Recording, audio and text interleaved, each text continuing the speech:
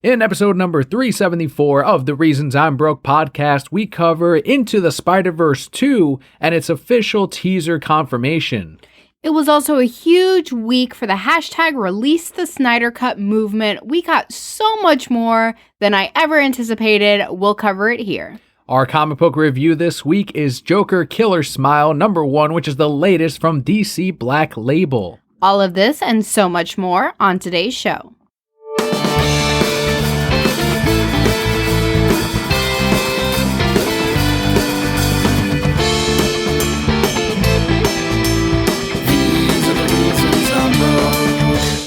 Hello and welcome to your award-winning The Reasons I'm Broke podcast, bringing you the reasons we're broke every single week, ranging from comics, movies, TV, video games, and more. I am Medium Daniel. And I am your Emperor Kelli. To those of you new to the podcast, the way we format the show is first we go through some news, we head into our Patreon shoutouts, which are the thank yous to everyone who make the show possible. We head into our comic book highlights. We also have our previews catalog highlights this month or this week. And then we end it with a Brokept block, which is where Papa Kelly and I have been, as well as questions from you.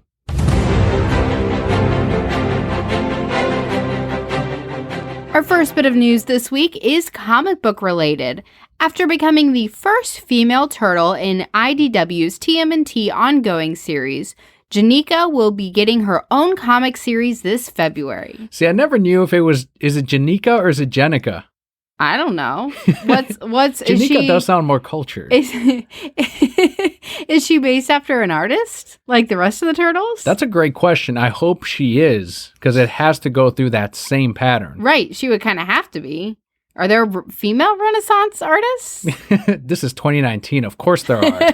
Whether or not there were. There were. So while you're looking up if Jenica is an actual artist's name, writer/artist Bram Revel said, quote, Jenica has always been a fascinating character, and her story is now moving in directions none of us could have ever anticipated. I'm very excited about the opportunity to revisit Jen's past, so it sounds like it's Jen, and explore how she's been handling the recent changes in her life, all while being tested by a world that's changing just as rapidly as she is, end quote. My initial Google search has shown me that no, she is not named after anyone. Boo. Which makes me dislike her a little bit.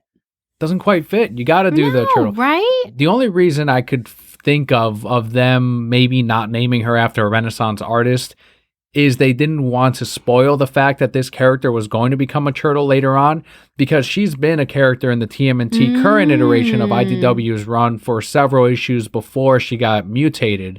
So that's the only thing I can think of. But even then, it does, you don't break the tradition. You gotta do it. You have to. Do you feel like we needed a female turtle?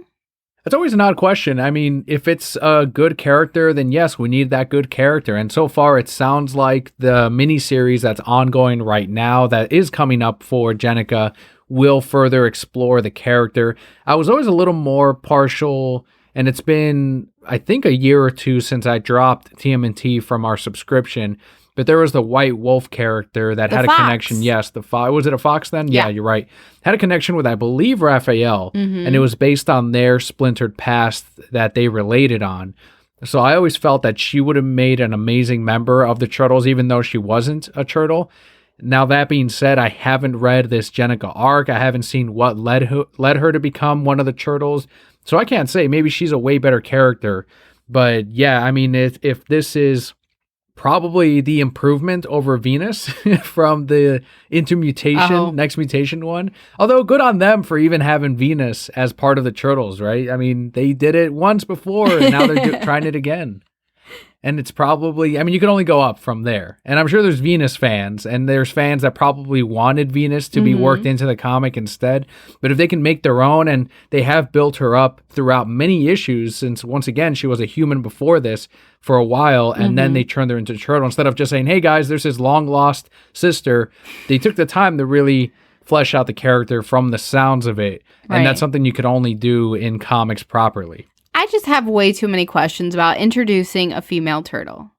Why are you so stuck on that? I'm very stuck on this. I mean, one, they just messed up her name already. I'm Should gonna be Janika, like, is what you said? I'm just gonna dig further after this and find out. Like, maybe name her like Mona Lisa at least, right? Just the name.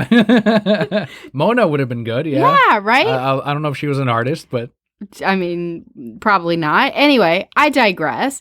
But then also, so now you have one female turtle and 4 male turtles. What? This is not going to work out. do you want it to be like the Powerpuff Girls where they have the Power Trash Boys or whatever? The where Rowdy they have Rough Boys? 4 equal female turtles as well? Or just no female turtles. They were fine without a female turtle. And they might be fine with one. I don't know. That's crazy. In 2019, it's you saying this and not a straight male like me. I just don't think we need a female turtle. I don't know. Maybe I'll look more into this and find out about her character and then think that she's amazing. But as of right now, this is palpa denied. And it's all about Mikey for you. Yes, Mikey, who can never be with anybody because he's just too sweet and precious and Mikey. That's true. I could never see Michelangelo with any female interest or male interest or any interest. Because there'd be a female interest and he'd be like, you want some pizza? And then me, I'd be like, yes, Mikey. Yes, I want pizza. Well, several characters that were introduced into a different world, which was in the world of Marvel Comics, was Spider-Man. And at one point, there were probably questions of, do we need a female Spider-Man? And since then, over the years, we've gotten several, including Spider-Gwen, including Spider-Girl, Spider-Woman, several Spider-Women. And now we have a tweet from producer Christopher Miller, who is confirming the sequel to one of the greatest Spider-Man movies, if not the greatest Spider-Man movies, as done by Sony Animation and Sony Pictures. Spider-Verse 2 is coming April 8th, 2022. We all knew there was going to be a sequel. This movie was way too successful for there not to be one. The box office wasn't amazing, but the critical reception was great. And a lot of people, I'm sure, I've even seen it through Netflix, where customers were coming in, they were discovering Into the Spider-Verse for the first time because of Netflix. And that was smart of Sony to partner up into getting Into the Spider-Verse on Netflix, because so many people have that already. And they're like, you know what? I didn't see that. I didn't catch that in theaters. Maybe I'll give it a go. And tons of them, after it released on Netflix, came in looking for Miles Morales comic books. That's awesome. Granted, I haven't seen them since, and it's like every other movie to comic shop thing where they bought that one comic and then that's it. They're off to the next thing. But now they're going to be there for Spider-Verse 2. It would not shock me at all if Spider-Verse 2 was even more successful. Do you think, though, that 2022 is too far off in advance? Is it going to be another situation like Lego Movie 2 or Godzilla King of the Monsters, where it's several years out and people by then will have moved on? That's really tough to say. I don't know. I don't feel... When did this come out? Last year? So you're talking about a 4-year difference? Ooh, that's tough. I will say I think the benefit that this one has that those other movies didn't is that it's on Netflix. So it's still easily accessible, right? Maybe you saw it in theaters and then you know that the second one is coming out, and let's hope that they still have it on Netflix, right? You could then pull it up and get your refresher prior to going into the second one pretty easily. If you look at the teaser, and I'm not a big enough Spider-Man fan to really know, but it shows the Miles Morales logo, and it changes into different things. It looks like that same effect that Peter Parker had as he was, and the other Spider-Verse people were having when they were changing and not bugging out in that universe. And each time it bugs out, the logo changed and the colors changed to form different Spider-Men and women that people are now looking into and saying, okay, that pattern looks like 2099's costume, and this pattern looks like this. And there's a few they haven't figured out yet, but 2099 is pretty obvious. Spider-Gwen, of course. One of them they're thinking is Superior Spider-Man, which is one of our favorites. It's my favorite Spider-Man. And I would love a Doc Ock villain Spider-Man in there. If he's the villain of the movie, fine, but if he teams up with him, even better. If they do it like the Spider-Geddon story, I believe, it might have even just been called Spider-Verse, with the vampire villains. Yeah, that were the spider killers or whatever they were. Yeah. Have that storyline, or at least incorporate those villains in there. That's too dark. You can't do that one. That's way too dark. Well, they don't have to eat them like they do it, but yeah, I mean, this one was dark too. His Uncle Aaron got shot, and there's gangsters running around, and yeah. Mrs. Octopus got run over by a bus. Mrs. Octopus. Whatever. I forgot her name in that. Olivia. Olivia Octavius. She gets hit by a bus in that final scene. She octopus, right? Next time we watch that movie, like, Leo, this is Mrs. Octopus. I don't think it's out of the realm of possibility. What was another?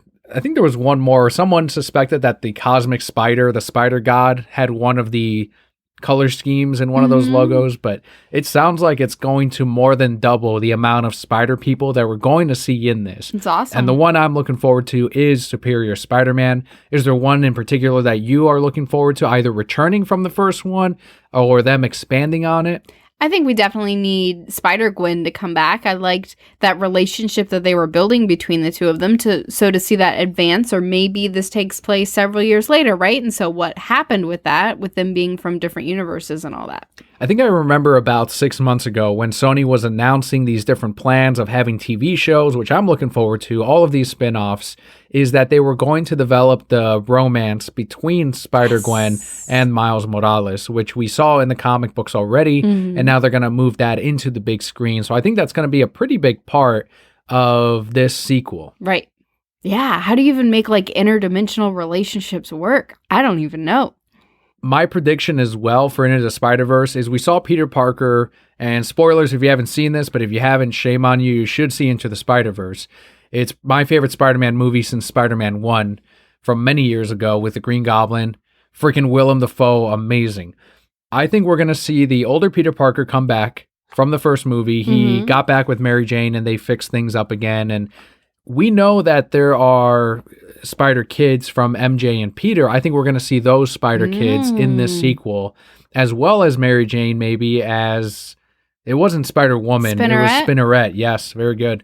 And have her and the Spider family in Spider-Verse 2 as well. We got to see that. I think that's going to happen. That would be really cool. It would be in the style that they've done where Peter's like talking about his life and we get that comic sort of thing of him saying, yeah, everything's great. I kept my body great. And like his guts falling out, right? Like imagine that talking about his kids. Just be like, yeah, raising kids is easy. And then they're like webbing around the house and all this stuff, climbing on the ceiling.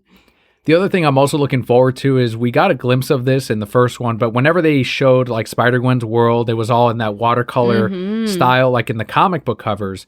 But I want Miles to visit the other worlds and for the animation to change to reflect those worlds as well. Just like Kingdom Hearts. Sure. Yeah, exactly. Exactly. And who knows, maybe in Kingdom of Hearts 4, we'll see. Oh, no, that's not Disney. Never mind. What was that game? You know what I said, and I know what I said. I know that you were wrong when you said it. Something that is not wrong is the talent behind the latest casting. It's not rumors, but casting talks that Deadline is now reporting for the upcoming The Batman film. According to both Deadline and The Wrap, Colin Farrell from In Bruges and Andy Serkis from War for the Planet of the Apes are in talks to play the Penguin and Alfred, respectively. I love Colin Farrell. I love In Bruges. And Andy Serkis from War for Planet of the Apes. That's the main thing that I know him from, of course, are motion capture performances. Yeah. Lord of the Rings as Gollum is a big one. And from the little bit that I saw from boring-ass Black Panther, he was all right in that. I don't know. He was real cartoony. He was like that smuggler kind of guy. He was in the interrogation room. I didn't even get that far. Wasn't great, so I don't know about his live action performances, but obviously we know he can do motion capture and voice acting very well. The internet was kind of split on the casting of the Penguin. People were saying that it needs to be Fat Penguin. Some people were saying it doesn't need to be Fat Penguin. People were saying stop fat shaming. Some people were saying stop skinny shaming. It was kind of a mess when Colin Farrell was cast. Where do you sit on them having a potentially attractive penguin or one that they end up maybe making him up into what we more or less know from the comic books? I don't really have a problem with him being a thinner, attractive penguin. We've already kind of seen this in the video game. There was the Telltale games. Was that the one where he was a thin British penguin who was friends with Bruce, I guess, for a little while? We also saw it in Gotham. that Penguin was obviously not fat. He was kind of chubby. People were saying that it could be like Gotham Penguin, but he was kind of close to more or less the Tim Burton Penguin, if anything. He was not. I felt it. Yeah, he was short and he was walking around and he had a limp but to he him. wasn't. Yeah, but then they made him like real attractive and all the girls were all about it. I don't know about that. The Hot Topic girls were. Yes, the Hot Topic girls. Regardless, I think that it would be really cool and interesting to do a different take on him. Here's this attractive penguin, right? Because the penguin is still a gangster. He still has his little crew of people that he's controlling and sending him out to do things, and he's running his club and mingling with all these rich people. So yeah, I think it could be a really cool take, and they could do a bunch of really interesting things with it. It could, of course, also be a progression of the character where later on, and they said that they plan this to be a trilogy of films, but you'll see all the characters, including the villains, probably go through some kind of changes or transformations, if not in this first movie, then in the trilogy as they plan to use them. Either way, it sounds like they focused on the talent, and Colin Farrell definitely is, and we know Andy Serkis can do some really good work from his previous pieces like War for Planet of the Apes, so it'll be interesting to see them as Alfred and the Penguin in this movie. Are you at all concerned with the oversaturation that some people are saying of villains in this? Now that we know that Catwoman's there, we see that Penguin is there, and there's rumors now of a Two-Face being cast. No, I don't think so, because one of the really interesting things about Batman villains is they take on so many different roles in Gotham. So yeah, we could cast Two-Face, but maybe he's Harvey Dent for this whole first movie. And then, like you said, progression later, he becomes Two-Face. You know, we're going to cast Penguin, but maybe he's just Oswald Cobb. I can speak, right? Whoever, not with his penguin name, but maybe he's that for this whole movie, maybe the whole second movie, right? There's so many different things. Even if they cast the Riddler, did we already cast the Riddler? We got the Riddler, right. We're too. Supposed to have the Riddler. Yeah, Riddler's right. in there too. So no, I don't think that it's a problem if they do it right, if they set it up right. Because again, just as Batman has these different personas and these different things that he does within Gotham, his villains do too. And like, I love his villains. Give me more. And I think people forget that Batman Begins had a shit ton of villains. Yeah. The Dark Knight Rises. Batman Returns as well. And people just like to point at the Freeze and Poison Ivy and Bane trio in Batman and Robin because that was, not liked by a lot of fans. And it's like, no, a lot of these really good movies had a lot of villains in them. It works. You can make it work. And I don't like that phrase of if done right, because everything if done right will work, obviously. But we've had examples in the past of many villains in movies, and those have worked out just fine. Currently, this movie is set to release June 25th, 2021. More villain talk this week. With a budget of $62.5 million, Forbes is reporting that the Joker movie is the most profitable comic book movie so far, as it's earned 15 times its cost. That is insane. When the Joker crosses the $1 billion mark, it'll be the cheapest film to do so. The Joker movie is still in theaters and is expected to stay there as Oscar nominations come through. People were very quick to point out that, no, it hasn't made, $2 billion, so it's not most profitable comic book movie. But that's what they point out, 15 times its cost. We've said it before, and we'll say it again, is that it is incredible that a movie like this that had so much going against it without a China release has been this successful for Warner Brothers, for fans of DC Comics, and even for fans of the DC Extended Universe, even though this is not a part of it. Because at the end of the day, we're looking for a solid movie. We're looking for something that works. You and I are looking for something that we can digest and think about and study. And Joker is that movie, and we're happy that it was successful because this is telling Warner Brothers that you can give us movies that aren't junk food. You can give us movies that aren't just popcorn flicks. And last time they tried to do that, Justice League happened, and it was the least successful of the DC Extended Universe. Now they're thrown into a tizzy with Joker, which has been incredibly profitable. It's sneaking up on BVS numbers and is about to eclipse that. So give us more of those heavy, dark, doesn't even have to be dark, just good filmmaking, trust a filmmaker, and we are there to reward you with fucking money. With $1 billion. Yeah. Not even merchandising. I've yet to see like any type of deep merchandising for this. No, I and mean, rightfully there were Halloween costumes, but nothing real deep. I just think this is so fantastic. You and I were obviously on board from day one, right? As we were following this movie and the things that we were doing with it, you and I were sold. But to see that it continues to do well and is now the most successful and obviously, hopefully, going to get some nominations for the Oscars is just, I'm blown away. It's fantastic. Did you see the HBO Max presentation, any part of it? No. They were very quick to put in Joker footage and say, this will also be on there. Look. Oh, it's going to be there. I don't iconic stair scene. I don't foresee people flocking to watch it multiple times again. Like your regular moviegoers, yeah, you think? Well, just, you're probably going to watch it again when you get it. But is it really something that we're going to sit down like every other month and like, let's watch Joker? Not that often, but I'll probably see it as often as I watch some of the other movies like BVS, Man of Steel. Probably not as often as American Psycho or The Fountain, but I think I will revisit it. Yeah, of course I will. Absolutely.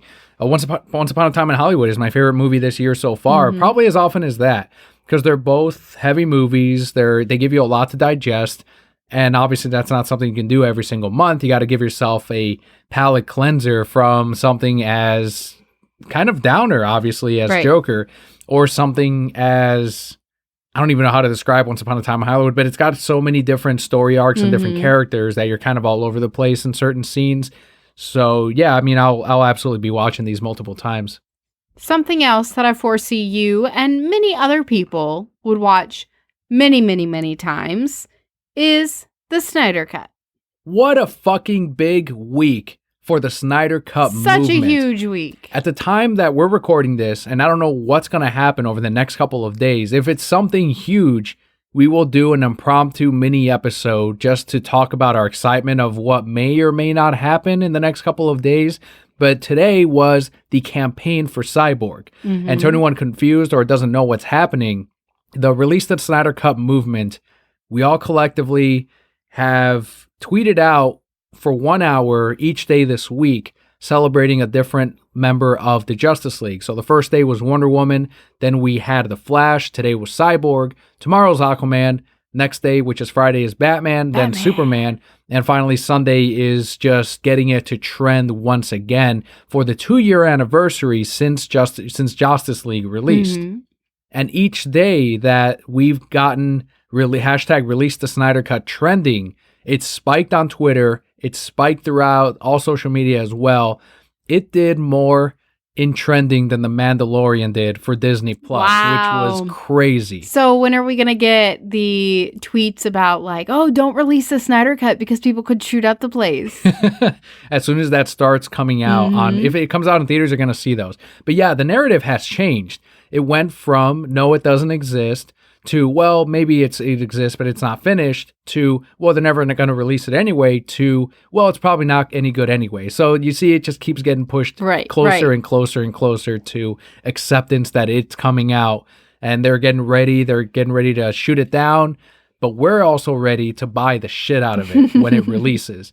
And Zach is rewarding all of us. To anyone that was saying tweets do not work, getting it trending does not work, spreading the word doesn't work, all this money going towards, which was also ridiculous, that they were trying to discourage us from donating to suicide prevention organizations is ridiculous. But the fact that we were putting in money for good causes as well in hand with promoting Release the Snyder Cut was insane. And that those people we should keep the receipts on that because it's fucking crazy.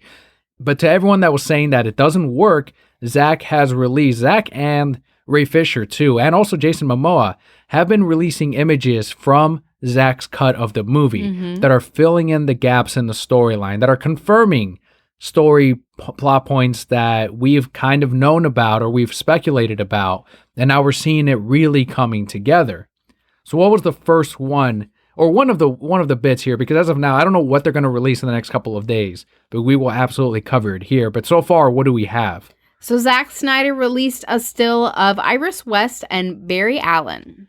and he did comment on how we need this cute couple, right? And we need to see that story. We saw the unfinished effects over almost 2 years ago, of him going through the glass and saving her as there's all this traffic and craziness around. And we never saw that. We never saw her character at all. Right. And in Snyder's Cut, she is absolutely there. Iris West.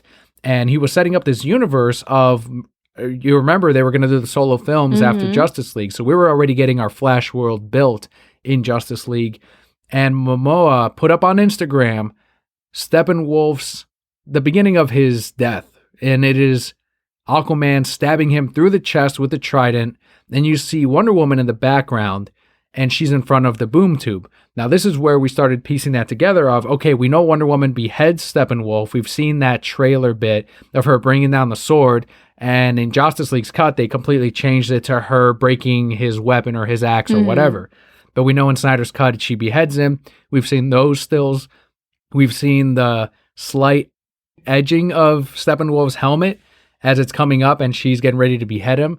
And people were like, okay, so Aquaman throws him over there after impaling him, and then Wonder Woman decapitates him. And Zach went into the comments and said, no, he's a little bit too far from Wonder Woman. You would need a super punch to get him over there. So that's when people are like, shit. And that's when Jay Oliva, who worked on Justice League, put up the storyboard of Superman using his heat vision and punching Steppenwolf over to where Wonder Woman is. And that's when you get the beheading. That's when you see Darkseid. That's when you see the other members as well of Apocalypse in that scene of them all looking up at the boom tube. So massive gap filled on how they defeat Steppenwolf. We also got to see a still of Cyborg defending his father, Silas Stone, from Steppenwolf. Months ago, we had gotten the shot of his father being disintegrated, Silas being disintegrated by the mother box, we're assuming. And then the footage of Cyborg crying, also, or at least yelling out in agony in that first, I believe first or second trailer to Justice League before they changed it. And then since then, we've gotten stills of Cyborg actually weeping and Zach saying, you would have cried too, and all this. I'm already crying, Zach. Silas would have died. He would have lost his mother and his father. And people are like, what do you mean his mother? That would have been another thing, a whole sequence of him getting into an argument with his mom. And then you have the inevitable car accident and him barely living through it, survived by the mother box and by his father, Silas. And in Zach's cut, he loses both parents. And that leads into this other still that we got from Zach, which was the Flash looking on an explosion. And that's where Superman and Cyborg and probably some of the other League members are at in that building. After they separate the mother boxes, that explodes, they die, and Flash is looking on at the explosion and sees that the most of the members have died. Well, we know that he then in that same movie time travels, runs, and is able to go back in time just enough. And I'm guessing that's where we get some more nightmare sequence footage is during that. I can't remember if that was confirmed yet, but he goes back in time just enough to keep the mother boxes stable when they separate so they don't explode, does his part in that scene, and everything is saved. But one of the bits that when Cyborg is helping separate the mother boxes, he is connected into them. He is part of that same technology as well. And he is tempted by Darkseid and the anti-life equation and the mother boxes into almost not carrying out the task. And he sees visions of himself complete, full body, regular human again. Then he sees his parents, and he sees a vision of himself with his parents, and they're saying, come on, Barry, or not Barry, but Victor. And that's when he's tempted by that, and he's able to resist it and fight it. And that's where Zach was saying that in the background, you see a downed Green Lantern ship, and it's craziness, the Easter eggs that he had worked in here. But that would have made more sense with the death of Silas, and that's why they had to cut out that death when they butchered it with Justice League. So amazing, all these little glimpses that we're getting. Does it give you more hope that it will be here sooner rather than later? I'm convinced that it's coming, absolutely. Yes, absolutely. Now, sooner rather than later, before Christmas, some people are getting pretty excited. They're saying that it'll be before the holidays. I'm not sure if I'm quite there yet. I do think there's something big happening at Warner Brothers. And obviously Zach and some of the other members that worked on Justice League are calling fans to come out, and they're saying this makes a difference, get it trending. So maybe there's some kind of decision happening at Warner Brothers that is being affected by how we react and how we push this film, or it is that they're going to release it very soon, and this is all momentum for the Blu-ray release or the theatrical release or whatever release they're having. So they're trying to build that momentum into promoting the film. Either way, good things are happening, and I'm happy with either outcome. Hopefully we do get some really great, solid news soon. But of course, as soon as we get this news, we will let you guys know about it. And if it like randomly releases on a Tuesday, then yes, we will also do a special mini podcast talking about our excitement and our thoughts. One of the DC characters that Papa Kelli and I are really fond of is Harley Quinn. And the DC Universe streaming service has her show coming out very soon. We're going to have a date here in a moment. But the full trailer did release promoting Harley Quinn. Joker never loved me. He only loves Batman. Oh, boo fucking who? Come talk to me at the St. Bernard. We talked about it in the past when we got the first, I guess, teaser trailer a while ago, but it does feel very much like an Adult Swim show. So jokes that you would find maybe like in South Park, or maybe a little more adult than like Family Guy, but that same line except with DC characters. And I like that the artwork does imitate a little bit of Amanda Connor's. So we know that it's heavily inspired by the New 52 version of Harley Quinn. Jimmy Palmiotti has been raving on Twitter about it, and also about Birds of Prey. He's been very supportive of the Birds of Prey direction and where they're taking Harley Quinn. But this in particular, I like the animation. I know it's just for the DC Universe streaming service, but I think it's better than some of the animated movies we've been getting recently, to be honest with you. And I like that it is colorful like the comic book. It is crazy. It's wild. And they can get away with cursing and heavier content because it is on this streaming service. It's not going to be on Cartoon Network. Right. It's not going to be on Nickelodeon or any of those. You have to have DC Universe. And I feel like most subscribers, even heavier than what you'd see, most audiences watching DC Universe, unlike Netflix or some of the other streaming services out there, are adults. I agree 100%. I don't really feel like you're getting DC Universe for your children. You're getting it for yourself to watch these shows, right? These, I would call them almost on par with like some of the things that you get from HBO, right? Where they do have those darker themes and more adult themes throughout. And that's definitely what you're going to get from this. Please don't show your your children. But it looks like it's a whole lot of fun. It's her teaming up with Ivy and saying, you know what, we'll just start an evil league of our own. Let me find the worst villains out there. And she's finding villains who are calling Wonder Woman all sorts of derogatory names. And I don't know if you noticed, like that Clayface, or that person who looked like Clayface, was like drinking a martini when everybody else had real strong liquor drink. So seems like they're going to have a lot of really fun personalities that she'll interact with. I like the King Shark appearance. Yeah. Scarecrow. Bane was the Nolan-verse Bane, it sounds like, at least with the voice, is what they were trying to imitate with him. Although his look was definitely more original than what we've gotten in the past. I'm really looking forward to this. I think we should review episode 1 when that releases. You were going to say something else? Oh, I just liked in the trailer you had that, speaking of Bane, where he's like, yeah, Harley's looking good. And Joker's like, she has a disease. And he's like, well, we all do. It is set to come out on November 29th.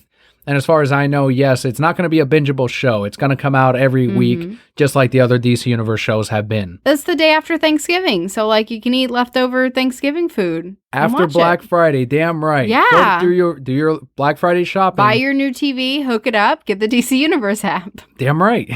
Yeah. Also, don't forget to support your local comic book shop as you're going out and you're shopping. Come home, watch Harley Quinn. So Harley Quinn will be coming to the DC Universe app in November. We also have Titans Season 2 that will be continuing, but someone is leaving. Batman, Mr. Freeze, Sub-Zero, that is the second original movie that they spun out of the animated series, is going to be removed from DC Universe Maybe it'll return at a later time. I hope you bought the Blu-ray. You can still buy the Blu-ray, and it's something that you should own regardless. Always back up your favorite movies, favorite shows by owning the physical copy, the physical release. As I saw pointed out on Twitter, they retweeted the hell out of it, where someone took a picture of their Blu-ray Disney movies and said, this is now obsolete. And then after the service launched and it had all those problems, that same person was tweeting out, and I think it was a blue check mark, of course, someone that runs a blog or a site or whatever, was saying, yeah, I'm having trouble signing into this, and I have this other television, I have this other device. And they're like, yeah, keep your fucking physical media. It's not obsolete. It'll never be obsolete. No. When your internet goes out, you're going to be damn happy that you have that fucking Blu-ray. Well, beyond that, too, like what happens with all these services when they go down, when all the, for example, Vudu, right? What happens if Vudu's ever gone? All those digital movies that we've purchased would be gone as well. Yeah, as I've always said, we were very lucky that Vudu did make that transition. I forgot what service it was, but they transitioned into on all movies or movies everywhere, and we were able to back up those. But if you weren't on top of it, if you forgot about it, you lost all those digital movies. And that's not always going to happen, where they work out a deal with another company to have those movies backed up. That's why it's always good to have that disc and have that option. If something happens where you lose your job and you can't afford these services anymore, you're going to be, once again, thrilled that you have a physical Blu-ray disc that you can throw in something without the need of internet. Hopefully you have enough for power, and then you can just watch those. Now, after we've talked about how you should have physical copies and not just streaming service, Netflix has announced a multi-year deal with Nickelodeon to produce original animated features and television series based on existing characters as well as new independent properties. Here's how I spin that. Spin it. It is a temporary multi-year deal. It is not an infinite multi-year deal. So if you like any of these things also by Nickelodeon, make sure to watch them on Netflix. There you go. But back those up too. Maybe this means that they produce those new shows or those old shows on Blu-ray format so you can back them up. Who is paying you to say these things? Not the Blu-ray companies, that's for sure. No, I'm just a huge fan of physical media. They couldn't see your shifty eyes like, oh. I love my physical comics. I love my physical books, my movies. Like to own it, like to see it on the shelf, like to put it in the... I'm still... I grew up on that during that time where Blu-rays were a new thing. They were coming out, and it was still the best quality, and I still think it is, because when we stream a copy of Into the Spider-Verse even, the 4K streaming of that version on Netflix, I bet you if you have the 4K disc, it looks significantly better, I think, on there than if you were to stream it. And I know that's true for the Blu-rays, because you can see that easily as night and day. But this is exciting news because Netflix teaming up with Nickelodeon, people are saying it's a power play to now it's like a competitive move against the other vast streaming servers that are coming out. This is the streaming wars. This is where they battle for our money.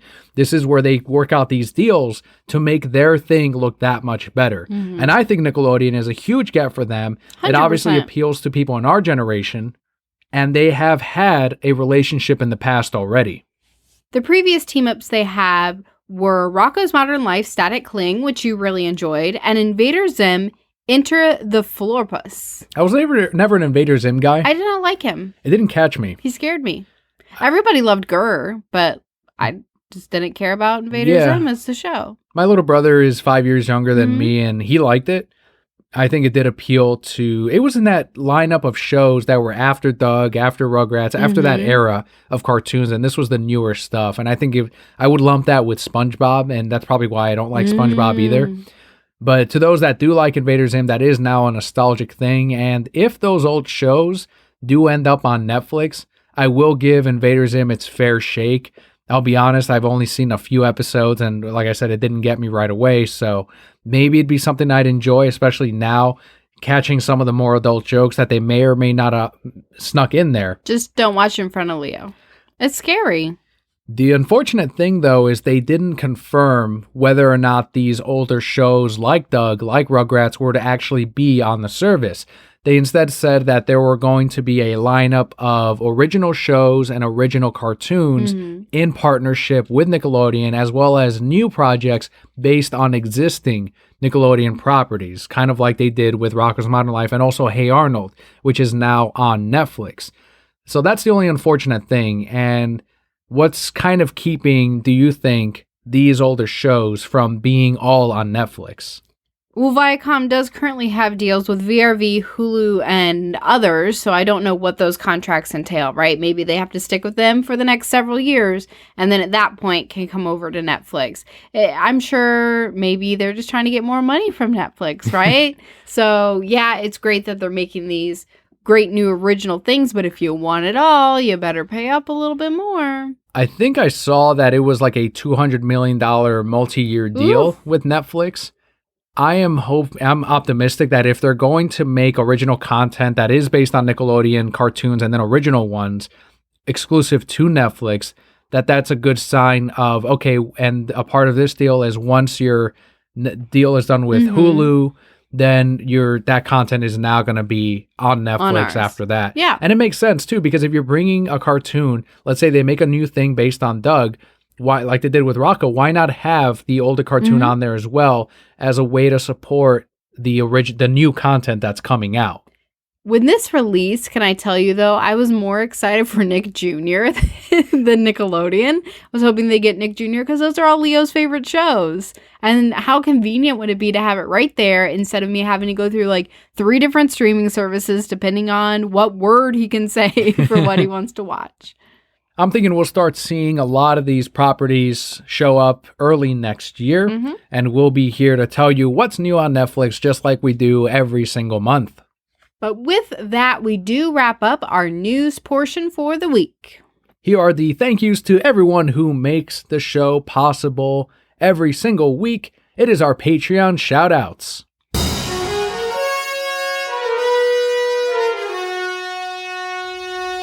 Our first shout out goes out to Brian, whose Twitter handle is @BrianShaup1. Brian was very active retweeting and liking hashtag Release The Snyder Cut posts during the ongoing campaign. Even if you cannot post during those times, the retweets, the likes, all of that gets the hashtags in front of that many more eyeballs, helps it in the trending. So massive thank you to Brian, who also really wants to see the Snyder Cut of Justice League. Our next shout out goes out to Kat, whose Instagram is @CatShaw. Kat posted images of her Georgia hiking trips. Exciting. I've never been a hiker, but it gives you the opportunity to, once you get at the top, put up amazing images, which she has been doing on her Instagram. Next up, we have Matt, whose Twitter handle is @MrForklifts. You can also find him at typingaboutmovies.com. He recently put up an article about the different streaming services and the streaming wars and how they compare to each other, but he also retweeted Conan O'Brien's podcast promo featuring Paul Rudd last week. On his show, Conan O'Brien Needs a Friend. That was a good one. If you like Conan O'Brien at all, if you're like us and you can't catch the show, unfortunately, definitely check out his podcast, and it sounds like Matt is a fan as well. Next, we have Jared, whose Twitter handle is @SpoonSandwich. You can also find him on YouTube at youtube.com/Jared Monroe. Jared replied to someone's, quote, Joker was a risk, end quote, tweet with the following. But you know what wasn't a risk? Hashtag Release The Snyder Cut. Hell yeah. He was on there during those hours, That's also awesome. tweeting out hashtag Release The Snyder Cut. Whatever it was, it didn't even have to do with the Snyder Cut. He would tag hashtag Release The Snyder Cut. What I have today, I had eggs and toast. Hashtag Release The Snyder Cut.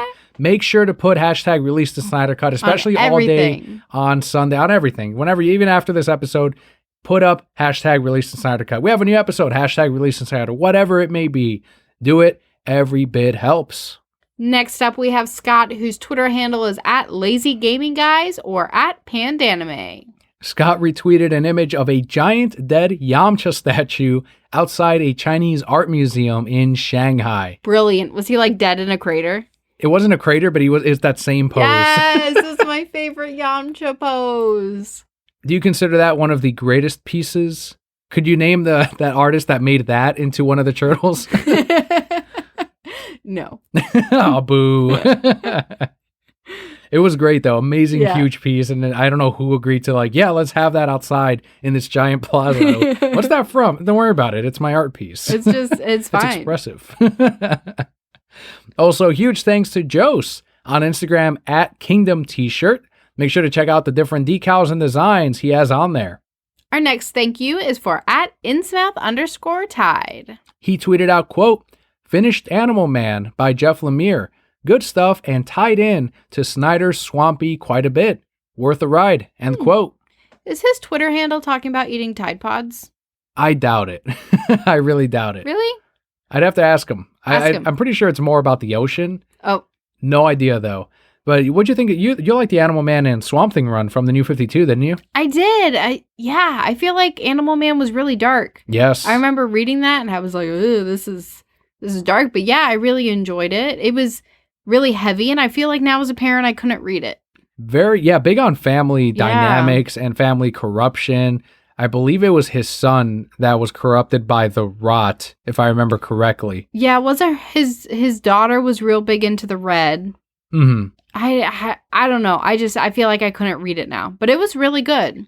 If you enjoyed the New 52 run of Swamp Thing and you didn't read, you missed out on Animal Man, definitely pick it up because it was awesome and the artwork was incredible. Right. Every time you saw the red, the green, or the rot, they went above and beyond to really make it some very impactful imagery. Next up, we have Elizabeth, whose Twitter handle is @EPLifts. She tweeted out, quote, "I miss my nerd life. Only 6 weeks left until graduation. I'm beyond tired. I have a paper due Friday and can't write one sentence. I just want to read my comics. I'm an entire month behind." End Oof. quote. I feel for you, Elizabeth. You're almost there. You can do it, and then you'll be so proud of yourself. And like I told her, as soon as she gets done and she graduates, she'll have tons of content in front of her. She won't have to wait too long for that next part of that comic book. And our final shout out this week goes out to Joshua T, whose Instagram is @JDToss. Joshua posted, quote, "The last 2 years flew by, but were by far the most rewarding I have had in my military service. Being the commander of the amazing soldiers in the 222 CMCO has been awesome, but it's time to move on." End quote. That's amazing, Joshua. Thank you for your service. Thank you very much. We just had Veterans Day, and really every day is a thank you to those of you fighting for our freedom in this country. Having the freedom to have shows like this possible is because of people like Joshua. So thank you so much to Joshua, Elizabeth, Insmouth_Tide, Jose, Scott, Jared, Matt, Kat, and Brian for your support right here on The Reasons I'm Broke. If you too would like your shout out every single month, you can head on over to patreon.com/thereasonsimebroke for as little as $1 a month. That's just 25 cents an episode. You too can have your shout out. There is a link in today's description for our Patreon, but also if you want to wear The Reasons I'm Broke, if you want to live The Reasons I'm Broke, If you want to live the reason, go to thereasonsimbroke.com, click on merch, and you will find t-shirts, mugs, coffee cups, decals, all kinds of great stuff that we have, that I've done over the years and that I've had artists commissioned over the years and that you have inspired over the years. I've inspired? You have, remember Leaf Abs? Oh, yeah, Leaf Abs. And then the Broquette Core, of course, have inspired a lot of these designs. And you can find those at thereasonsimbroke.com. Every bit of that earning goes right back into the show. And now, Brokettes, it is time for my favorite segment of any show that we do, and that is our picks from the Previews catalog.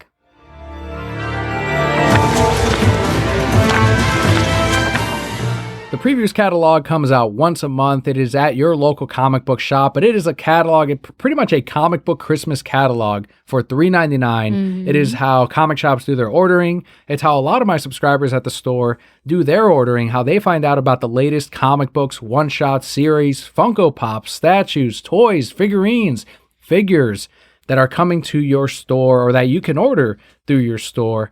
And I go through that catalog not only as a retailer, but also as a fan of all of this stuff. And Kelli and I are going to go through some of the highlights, some of the stuff that we saw that we're going to be buying, some of the stuff that we're going to be subscribing to. And we're going to go back and forth on our lists. Kelli, per usual, goes through the merch section, and I go through the books. Because I don't care about them books. You just like what you like. I like my toys. Let me take a look at your list just so I know kind of how many to go back and forth. All right, so we've got a similar size here, so we'll do 2, 3 at a time. And some of these I'm going to kind of skip because I haven't been reading it, or it's just a particular variant that I can't really show you guys, obviously, through a podcast. But there are some facsimiles coming out and dollar reprints. And one of the big ones is Batman Adventures number 12. And that is the first appearance of Harley Quinn in comics. And that's going to be for $1. A reprinting of it. I would love a facsimile version, and I'm sure that's only a matter of time before we get that. But it's only $1, and that is on page 31 of the DC catalog. I remember when we got that comic. Do you remember? Yeah, we paid $10 for it about close to 10 years ago now. Yeah, I remember it was $10, and we're like, this is a mistake. We don't got $10. Yeah, but we paid it. We bought it. Thankfully, we did. And we were going through and collecting everything Batman Adventures, everything Batman Gotham Adventures. And then we moved into collecting everything Harley Quinn, which wasn't too difficult because I was already collecting Gotham City Sirens. It was just a matter of filling gaps in the Terry Dodson run of Harley Quinn. And thankfully we did. We have a few that we're missing, don't we? We do in Batman Adventures Volume 3. And it was the Joker and Harley Quinn covers, because those, of course, were the hotter ones at the end of our collecting run of that. And at that point, yeah, we should probably now find out what it is. But those prices, I think, are more expensive than ever. I'm sure. Because now we're drowned in superhero content, and a lot of people are now not only buying those issues, but not letting them go. The other one that I want to touch up on is the Batman Black and White McFarlane statue. We had covered that last month. What happened is this got resolicited again in the catalog. It's also got a price increase. It's not $100 anymore. It is statue number 100, but it is priced at $130. So they raised it by $30. They got a lot of pre-orders on it, so they went, let's mark it up some more. And they won't even notice.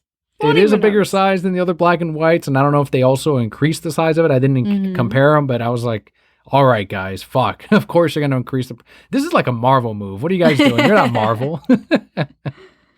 The last... go ahead. We'll jump back to you now. Yeah, so if you flip the book over and like upside down, right? That's where you're going to find all of the merchandise. But on M17, they have Justice League animated statues for $150. So you got Batman, Wonder Woman, and Superman, I believe, is what I saw.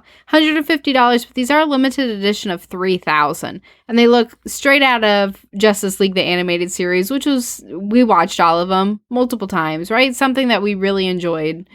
Just because it kind of was just like Batman and Friends. And it was great. On page M31, we also have a statue, $140, of Catwoman in her wedding dress. Beautiful. Part of DC Collectibles, I know that's going to be bigger for the hardcore Catwoman fans, but I don't see that as a sellable item just at the comic shop. I probably won't order any for the store, but it's definitely a really nice piece. Also on page M32, we have a black and white Harley by Guillaume March. This one comes in at $95, but it's her in a Robin costume. Yeah, that's from one of his covers. I believe it was 4 months ago. And when she was teaming up with Batman. That's a good one. I love Guillaume March. He's awesome. One of my favorite artists. And on page M36, grossly underpriced, at $29.95, we have a Picard bust. Who wouldn't want Picard on your mantle? Do you know if it's based on the upcoming show or is it based on Next Gen? Based off Next Gen. That's badass. That's cool. It was so cool. I do have a couple of highlights for the Marvel section. I know it's a shocker, but they're bringing back the end one-shots. Back when they were coming out in the 2000s or late 90s, they were miniseries, and they're basically the last story of that Marvel character. And they've done it before with... Did they all die? A lot of them are negative endings from what I remember. And for this one, they're doing them again. They're doing one for Miles Morales, Spider-Man, and you can see he still has that costume, but he's got kind of that hood portion of it. But you see like this old gray beard underneath, so it's going to be the last Miles story. You see Venom far off in the future, and he looks to be put together by something else that he has on him. And there's a few more. I believe there was also a Doctor Strange one, but I will actually be getting the Miles and the Venom one myself. I would have thought Miles ended by like being deported or something. No, he's Puerto Rican, half Puerto Rican. He's okay. okay. If he were half Mexican, yeah, probably. But no, he's Puerto Rican. He's safe for now. For now, yes. I did have a note here for Amazing Spider-Man number 237, which was the facsimile edition of that. And then I almost made the mistake of not dropping the Mighty Morphin Power Rangers TMNT variants from my subscription. In the first issue, it's the 4 turtles and they're holding the Red Ranger helmet. And it's a different turtle holding that same helmet. I'm like, all right, I'll get these and that's it. But then for issue 2, it's that same image of those turtles holding a helmet, but then they swap the helmet to the Yellow Ranger. And then they're going to do it. So 4 covers of that same. I'm like, no. Only do that for issue 1. And then for the other ones, it should have been a different turtle holding a different helmet, or only done that for issue 1. And then the other ones have it be, you have enough turtles to fucking just do 4 other variants for 2, 3, 4, and 5, and then a couple more helmets, and then have Splinter be another turtle or another helmet color at the very end. He's gotta be like, what's his name? Gordon or whatever. Zordon. Is Gordon a mix between Gordon and Zordon? Probably. When they do another crossover that mixes universes, I want to see that. You want to see Gordon. Absolutely. But yeah, 4 variants per issue is ridiculous, especially when the imagery isn't strong, especially when not even foils. So even the gimmick of having it be a foil that I can maybe impulse sell to someone is not going to work. So bad on Boom, but I do like Boom overall because they do make their comics returnable for the most part. So even if I were to go nuts and try this out, I can at worst return them. Moving over to cooler things. On M49, we have some Dragon Ball Super figures. These are only $14.99, and they, like, all their elbows and everything bend. They're really cool. They remind me a lot of the ones that I used to put Barbie clothes on. And so I felt a lot of nostalgia when I saw them. I'm like, I need some of these. But I don't. What am I going to do with them? Also, on page M52 and M53, we have Golden Girls figures. It's all the Golden Girls. Action figures? How's that action work? figures, Oh, that's fucking cool. So you got all the Golden Girls, and then they also have Golden Girls bobbleheads. But like the Golden Girls action figures, I was all about it. I was like, these are amazing. That's super cool. That's great. I love it. I might have overlooked that part of it. Yeah. So cool. And then also on page M62 and 63, we got some really cool Dragon Ball Z and some Speed Racer pops. Yeah, I am going to be getting they're doing the Mach 5 as a Funko Pop, and I'm going to be getting that for my mom because she's a huge Speed Racer fan, and that was one of the earliest anime I ever got into because of her, and that's something that they had back in Mexico City that she would watch, and I grew up watching it too. It's like Speed, just like in the live action movie, which I really liked. It was just the same where they'd be racing and then they'd crash and then he'd get out and kick some fucking ass. Like he was just started beating people and shit. I loved it. So I'm glad they're making Speed Racer Pops. I don't know how well they're going to do. I don't think they're going to do great, but I'll be buying them. Absolutely. I have this is something I sent to Treasure Hunting Sonic, who you guys heard last week. They have a trio they call them cable guys, but it is Knuckles, my favorite, and then you have Sonic and Tails as well as separate chargers. You can put your phone, they have their little hands out, and you can put your phone on their hands and it'll charge for you. And it'll also work for tablets, smaller tablets, and controllers. So video game controllers, you can have the characters holding that as it charges. Looks amazing. I'm getting the Knuckles and the Sonic one. Of course, Treasure Hunting Sonic is getting all 3. And they look awesome. I'm going to order some extras for the store because I think they're only $25. That's like and the size of on them is good. I think they're about 9 inches, 6 inches. That's awesome. Definitely bigger than your phone or your controller. For that size, it's a great showpiece and a cool way to charge your stuff. I have a final section here of not stuff that I'm going to subscribe to, but maybe things that readers might want to be aware of. So I don't know if I want to cut to you. I don't know how many you have left. But I've got about 5 items here. I have 5 also. Okay, perfect. So you want to knock out my 5 or your 5 first, and then we'll finish off? You go ahead. My 5 are cooler. Mine are going to go real quick. Marvel's going to relaunch, per usual, their ongoing comics, and their latest one is going to be Guardians of the Galaxy. Make sure to tell your comic shop if you want that book, because it is considered a different series, so it doesn't automatically get rolled over. The other one, of course, is Thor. should still be it's actually written by Donny Cates, who is a superstar at Marvel right now. So if you're enjoying his current run of Venom, you should probably give the new Thor ongoing a shot, because he is now the king of Asgard, and that, I guess, means something to these Thor fans. That means something. There's going to be Marvel Action Spider-Man on the indie side.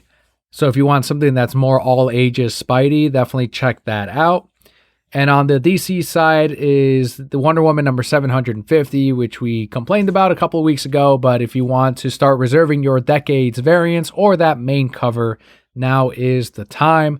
Final one on the independent side is the latest miniseries from Stranger Things. It's called, I believe, Into the Fire. If it's like the last ones, it'll be about 6 issues long. But what's nice about these is it's not just a retelling of the show. All of these have been original content. They've been telling stories that they did not cover in the show, like where one of the characters was when he was in that Demogorgon dimension. Yeah. And you didn't really see him at all throughout the whole season up until near the end. The comic tells you how he's been hiding from the Demogorgon, what he's been doing. And I believe the other miniseries was called 6, and it shows 11's origin, or at least some of the other kids that may have had powers, and should take place before season 1. So if you like Stranger Things, definitely you should be. I think the comics are a must read. That's awesome. Your final bit of the previews catalog. Yeah, so we have some more pops on M64. There's a Pikachu one, which is, just Pikachu, but hey, it's Pikachu. We get Pikachu finally. That's huge. Because Target had the exclusive, so now comic shops can get him. Yes. And it's a waving Pikachu. It's not just the one with his arms down. I know, he's really cute. We also have Soviet Batman from Superman Red Sun. Hell yes, that's on my pre-orders. With his raccoon hat.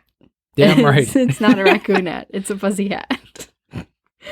On M105, we have some Batman playing cards. These come in at $5.99, but it was interesting because they only show us 2 cards. And one is, of course, King, which is Batman, obviously.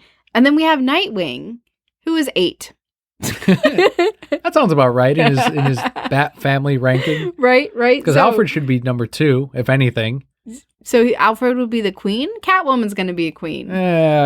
Whatever. We can just have like the king's servant, and that'll be the new queen. Okay, King's perfect. butler. It could just be fucking Alfred. We don't need a queen. Why can't it just be Alfred? What if Alfred's the ace? What if there you go. No, the dog ace is going to be ace. Now I want to get them just to see what everybody is. Not that we never play cards, but I really want to see them. On M112, we got 2 really cool blankets, and I kind of want both of them.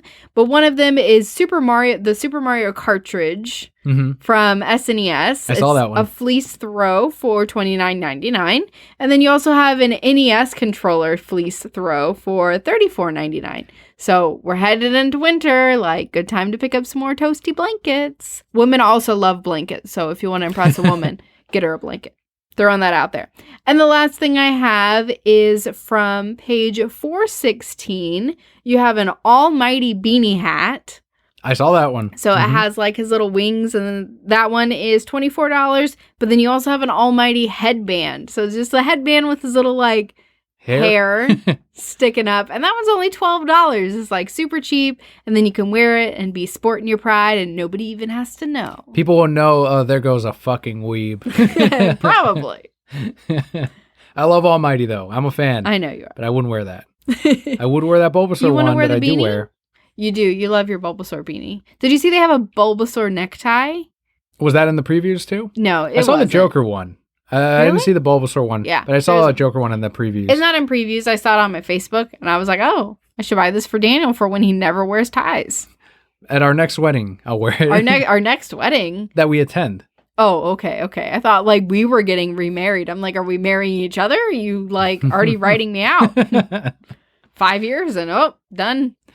But there you have it, everyone. Our previews catalog highlights. If you too are an avid collector, I strongly suggest you pick up the previews catalog. It's massive. It's only $3.99, and it comes out every single month. I think for any heavy comic book reader, it is a must subscribe, and we love it. We like going through it, and we like sharing the excited items and books that we are going to be buying in the near future or that you may enjoy. But with all that out of the way, we can move into our comic book highlight of the week. This week we have a DC Black Label title, rightfully so after reading it. It is Joker Killer Smile number 1 of 3. This is written by Jeff Lemire with art by Andrea Sorrentino, and the colorist is Jordi Belair. So we've had an influx of Joker books lately. We had the Joker Year of the Villain one-shot. We've got the current Joker, Harley Quinn, DC Black Label not ongoing, but maxi series. And now we have this 3-issue series. This one is not as expensive as your standard DC Black Label book. Some of those have been $7.99. This one is $5.99. And it does have less pages in it because of it. Anyone that has seen the DC Black Label books know that there's no ads in these. They're a bigger format. They're magazine size. And they feature the artwork in such a nice way that you could only do in that larger format. Now, this one, I would say, topped out the Joker Harley book as the most disturbing of the Black Label books yet. And I think it's because it does involve that family dynamic and it's putting you in the position of the main character and you are going insane with him. Yeah, definitely. I can see that. I don't know. I felt like Harley was a little harder to read, but maybe because I'm more emotionally attached to Harley. Are you talking about Harleen or the Joker Harley criminal one? Harleen. Okay. Yeah, Harleen. So this one was a really cool read. Like you said, you're going insane with this character. He's a psychiatrist who's like, I'm going to fix you, Joker. I'm going to cure you and you're going to be fine. And of course, the Joker fights back like, are you doing this for your own ego? Or, well, what's going to happen to all those hundreds of people I killed? Like, me being sane doesn't bring them back to life, right? And so you're seeing this man, like, things are happening and he doesn't understand why. And so you see those glimmers of him beginning to go insane just from talking to the Joker, which I think is very interesting. But beyond that, I really don't feel like they did a whole lot in this first issue to really make me like this character. The main character? Yeah. I agree.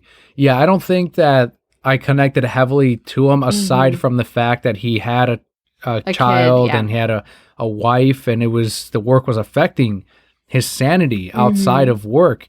And it's scaring him because there are things that are hinting at the Joker possibly having been in his house, even though he's locked up in Arkham. But that's when you as the reader are going, okay, well, this is him clearly losing his fucking mind, seeing things that aren't really there. And Joker knows that he's getting to him. He's forcing him to see these things outside of that. And that is scary. And I think that's what this is going to be. By issue 3, it'll be the inevitable demise or self-destruction of this guy. And if they really go heavy, maybe he'll end up destroying his own family all because of the Joker. And there's a lot of, I think, setup to that payoff in issue 3 by having that Mr. Smiles character in here or that Mr. Smiles story.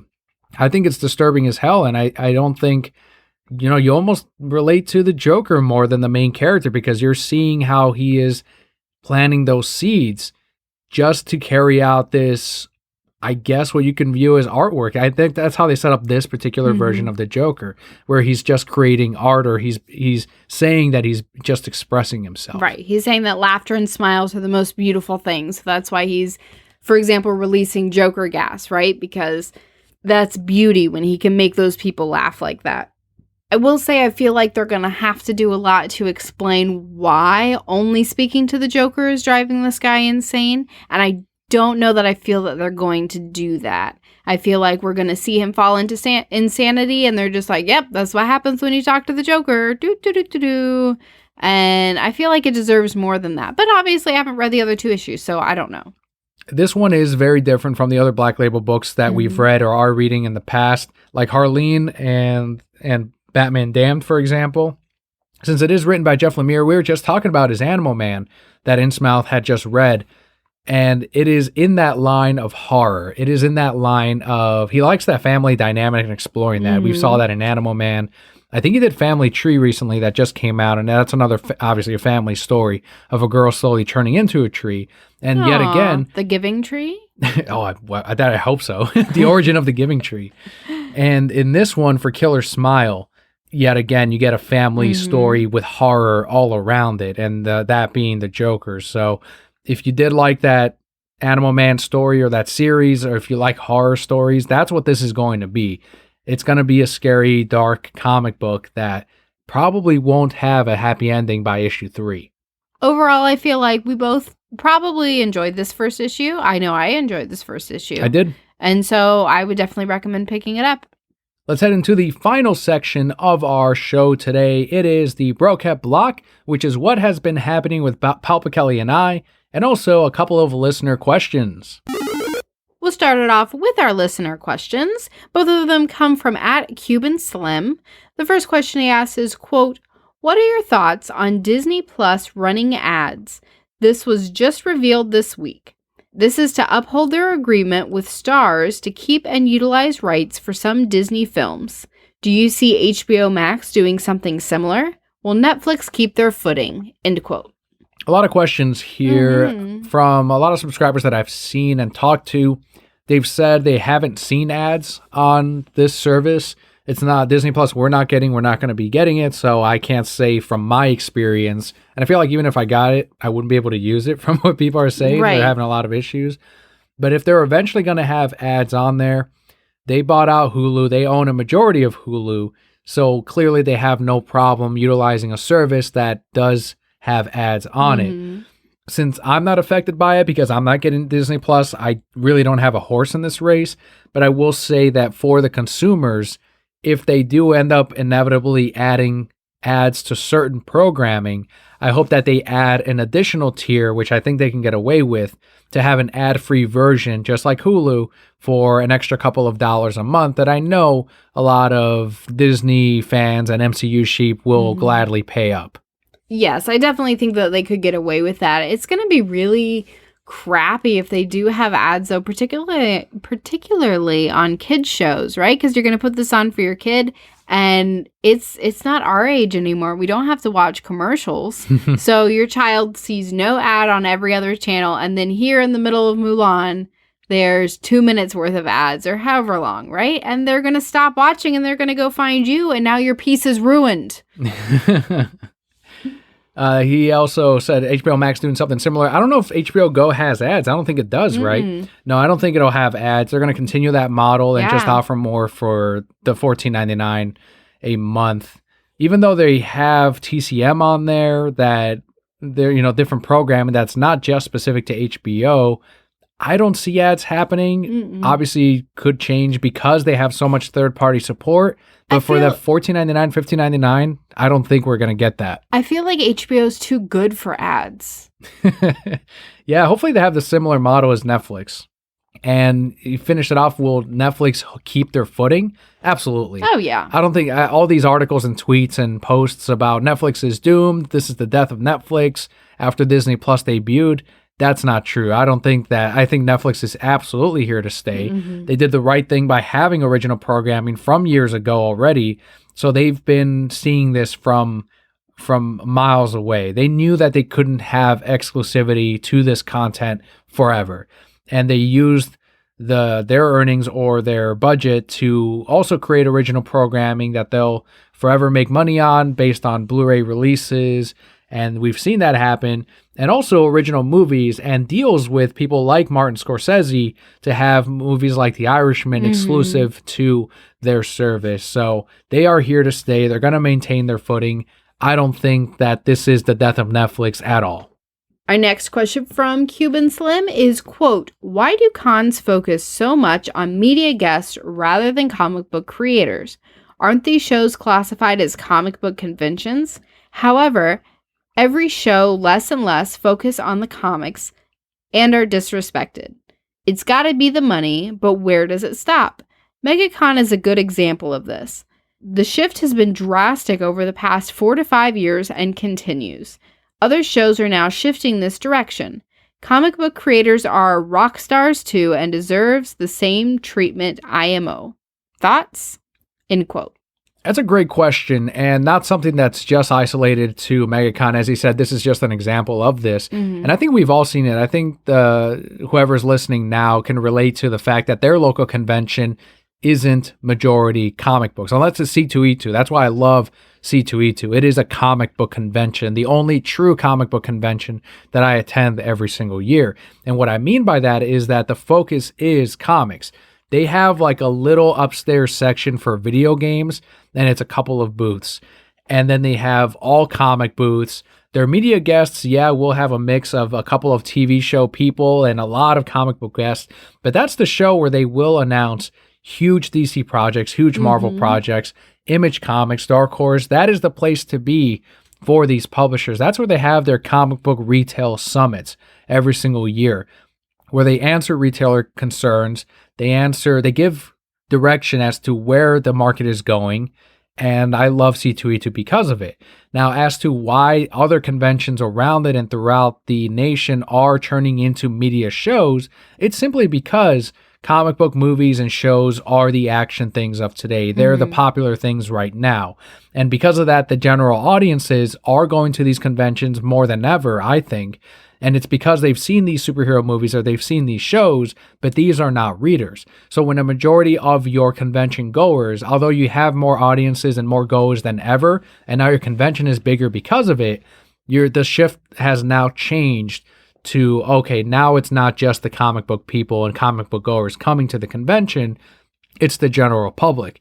And they're going to spend their money on the fidget spinners, on the Funko Pops, on getting their photo with Doctor Who, and not on seeing who Peter J. Tomasi is or getting Scott Snyder's signature. Those are still there, but yeah, they are getting pushed more and more to the side because the money is at the media guests and the media booths. Yeah, I mean, you put it perfectly. An example that I can use of this at MegaCon this past year, we had all the actors from Boy Meets World, all the major actors, right?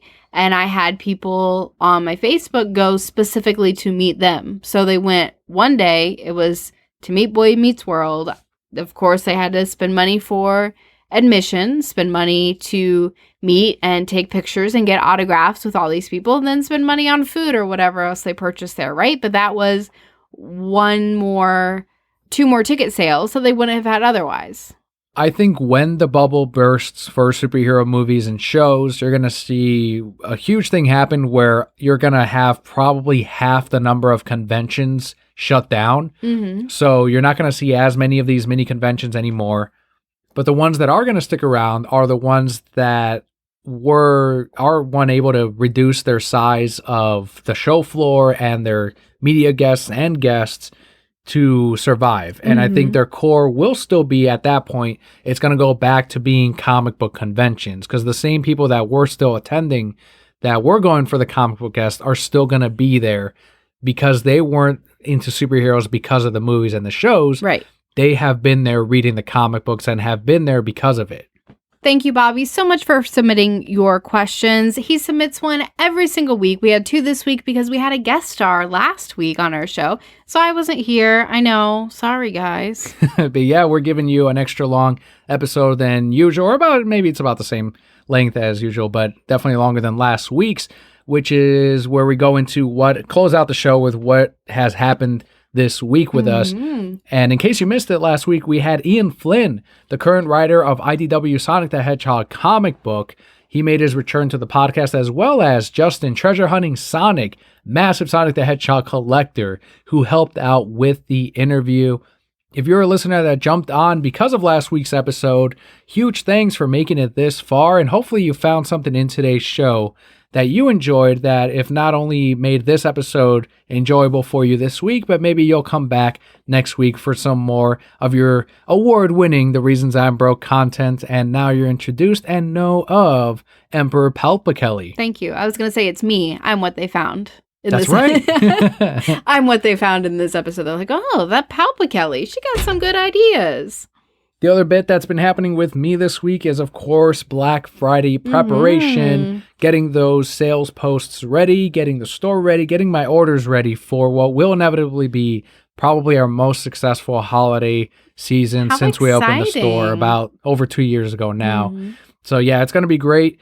I'm excited. I love this part of the season because it is go, go, go. And I don't mind it. I don't mind the rush, the holiday rush. I've been doing retail for many, many years now, and I'm used to it. And I've done GameStop Black Fridays, which are 4 times the rush and size of what I do now. So I don't mind at all, and it's not overwhelming.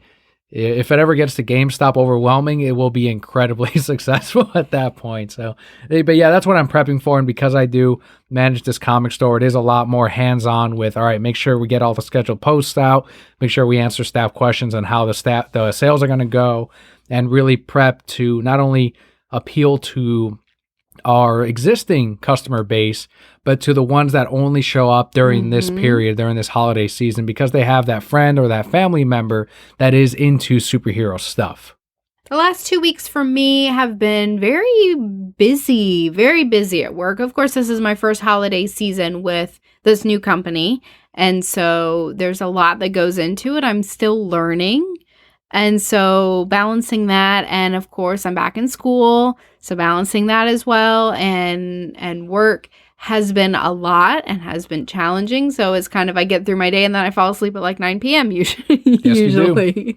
And I'm out cold, so I can wake up at 5:30 and do it again, right? So, but it's been a lot of fun. I did get some great news from work this week. I get a little more responsibility and freedom in my role and what I'm going to be doing. So that's very exciting. I'm gearing up for that, which will also probably be exhausting for the first little bit. But it's exciting and it's good and it's what I want to do. So very excited about that. Leo is adorable and keeps growing and saying new words every day. His favorite thing right now is to go, set, go, and then start running, which is super cute. He's been enjoying our little quote unquote cold front over here in Florida. And so we spent a lot of the day outside and he just ran around and enjoyed the cooler weather. I've been enjoying, along with Bobby, pointing out the weather babies here in Florida, where it never is truly cold. But yet when it gets as cold as what you put your house at in AC, at 73, some people put it down as low as 60s, in their 60s for their AC units. It's that cold outside and they're wearing jackets and fucking sweaters. But you don't when it's in your home? Yeah, because it's ridiculous. Because there's humidity outside and the AC pulls the humidity out of your home. And they're weather babies. And Bobby has been taking pictures of the weather babies he sees and posting them on Twitter. Here's what's going to happen, Brokettes. At a certain point, probably in January, Daniel will put on a jacket because it will be that cold. I don't own any jackets. You do. I don't own jackets. You do. I don't own any jackets at all. Yeah? What's that Bulbasaur jacket sitting in our closet? That's a sweater. Oh my God. Okay. It's a hoodie. Okay.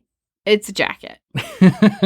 In Florida, those are jackets. When we go to Epcot or we go to the parks in that time of the year, when you can see your breath at night, that's when you should put on a sweater. Okay. But it does not mean you should put on a goddamn parka like some of these people are doing. Listen, all I'm saying is that you're sitting here saying it's never cold enough for these things, but then you wear it sometimes too. Never cold enough for a fucking park. It's never cold enough to dress as I did in Chicago, where it gets into the negatives, where you have to gain 20 degrees to get to 0. That is fucking cold. Listen, I think you are unjustifiably judging these people. I'm not judging them. I'm making fun of them. I'm ridiculing them. It costs $0 to not judge people. I'm expressing my toxic masculinity. I see that. And it's fun. It's not, It's the time of the year that Bobby and I can do. And Brian also. Brian's a big one on when Daniel puts on his jacket, I'll take a picture and post it with the hashtag weatherbaby. When Daniel wears a jacket, or in this case a hoodie, then you are also allowed to wear up to that amount. However, no more. Otherwise, you are a weather. Okay, I am the barometer. But here's the thing, because you don't wear those things just to spite the weather. What do you mean? Like, you probably need it, but then you're like, no, it's fine. I'll just run inside real fast. No, if I need it, then I would have worn it. No, because you do things just to spite it, to prove that you're right. Well, if I die from that happening, then you can say, oh, he really did need it. No, then that would happen. But you're not going to die from it. But like, would you be more comfortable with it on? Yes. But because you don't want to be considered a weather baby, then you just don't wear it. You'd be more comfortable with a lot of things. That's not a reason to wear a sweater. I can't talk to you about this anymore. We can't keep going back and forth about weather babies because it just makes me angry. I don't call you that because you're a Floridian, so it's... Okay, so how do you know all the You've never known cold. How do you know all the people in parkas aren't Floridians? I think because most of the population in Florida aren't Floridians. It's very accurate. You know? You don't see that flow grown decal too often these days. God. Because it's stupid. Nobody wants to have that decal. But that does it. We are going to go ahead and wrap up today's podcast. Thank you all so much for tuning in for whether this is your first episode or your 374th The Reasons I'm Broke podcast. Thank you so much. Make sure to follow us on Twitter. I'm at Reasons I'm Broke. I'm at Kelli. You can find the link to everywhere you can find us on thereasonsimbroke.com. Thank you so much for tuning in. I'm Kelli. And I'm Daniel. And Broke at Core, All will be well.